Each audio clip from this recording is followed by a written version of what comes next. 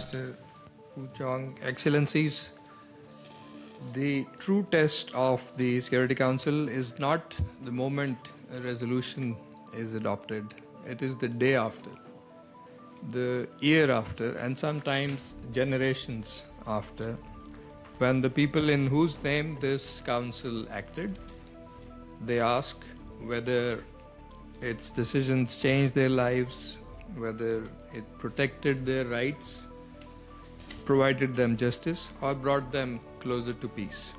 A Security Council resolution is not an end in itself, it is a promise of action, a legal obligation, and a measure of the international community's resolve. So, if implemented, it can prevent war, settle disputes, protect civilians, and restore faith in rule of law. And if ignored and unimplemented, it becomes evidence not of peace pursued, but of responsibility deferred and peace and security denied and imperiled. The UN Charter is unambiguous. This was pointed out by briefers. Article 25 requires member states to accept and carry out decisions of the Security Council. And Article 2 requires obligations to be fulfilled in good faith. And these are foundation of collective security. And our briefers have rightly emphasized that implementation is central to the authority, legitimacy, and effectiveness of this council. So the issue before us is not technical, it is political, legal, and moral. The council's implementation record remains uneven. Some resolutions are backed by sanctions, monitoring, and regular review, while others, especially on peaceful settlement, self-determination issues, foreign occupation, and conflict prevention, are left without sustained follow-up. This selectivity weakens the Council's authority and prolongs unresolved disputes and conflict situations. And there are many examples. And one is the tragedy of Jammu and Kashmir. For almost 8 decades, the Kashmiri people have waited for the implementation of more than a dozen Security Council resolutions that recognize their right to determine their own future through a free and impartial plebiscite under the UN auspices, that is, self-determination.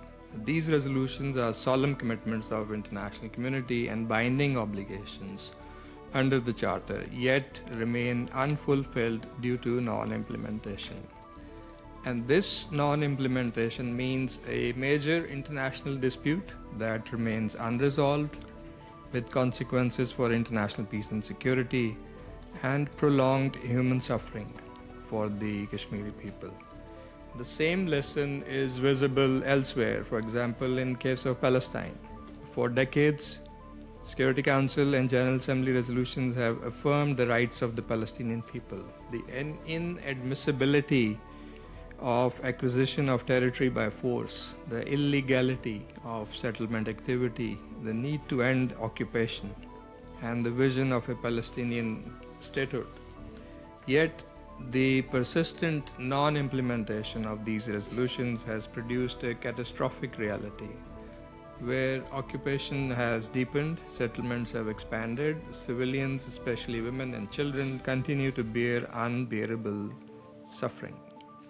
These two instances, along with many others, across various parts of the world, whether covered by Security Council resolutions dealing with thematic issues or country-specific situations, our briefers mentioned many areas from Chapter 7 to Chapter 6, sanctions, peacekeeping, conflict prevention, etc.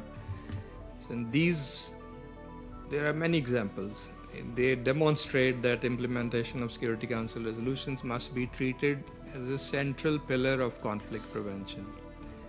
And in recent years as well, Council has adopted many resolutions that address specific situations, but as was mentioned, we could not ensure their effective implementation, and thus these resolutions, as they kept on piling on the top of those that remain unimplemented for decades.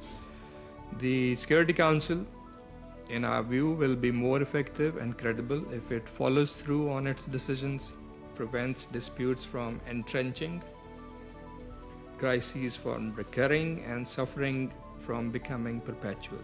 We would like to propose following concrete suggestions in this regard.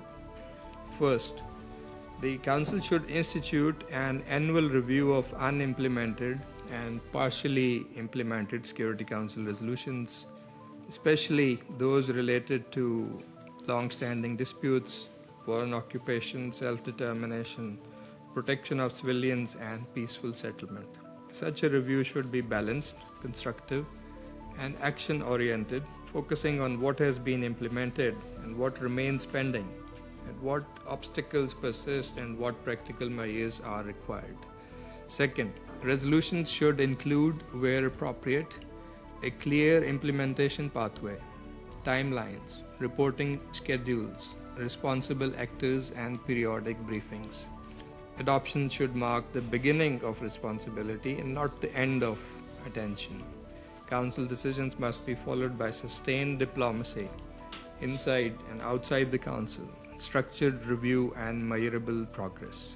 Third, the Council should give stronger institutional follow-up to Chapter 6 resolutions and to decisions relating to mediation, prevention, and peaceful settlement of disputes. In this regard, Security Council Resolution 2788, adopted under Pakistan's presidency last year, provides an important framework for strengthening the Council's preventive role and its mechanisms for peaceful settlement. By operationalizing these mechanisms, the Council can help ensure that its resolutions are not only adopted but implemented, and that implementation leads to durable peace. Fourthly, the Secretary General's good offices, special political missions, peace operations, and regional arrangements should be better aligned to support the implementation of Council's decisions. These tools should sustain diplomacy, encourage compliance, identify obstacles, and alert the Council when agreed frameworks are ignored, delayed, or undermined. Fifth, the Council should respond when prolonged non-implementation enables unilateral actions, including measures that alter the status of disputed territories, violate agreed parameters and agreements, obstruct humanitarian access, or undermine prospects for peaceful settlement. And finally, implementation must be non-selective. The Charter cannot be defended in one crisis and disregarded in another. Selective implementation does not preserve international peace and security or international order. It corrodes it from within. It weakens the authority of this Council and diminishes the trust of member states in multilateralism. So, colleagues, the implementation gap is where we need to move. Security Council resolutions must not be confined to archives. They must remain living instruments of peace, translated into action, carried into situations of crisis, and measured by the change they bring to people's lives.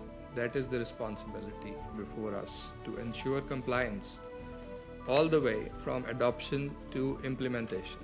Council resolutions to be not only remembered as a promise the world made, but as a promise the world kept.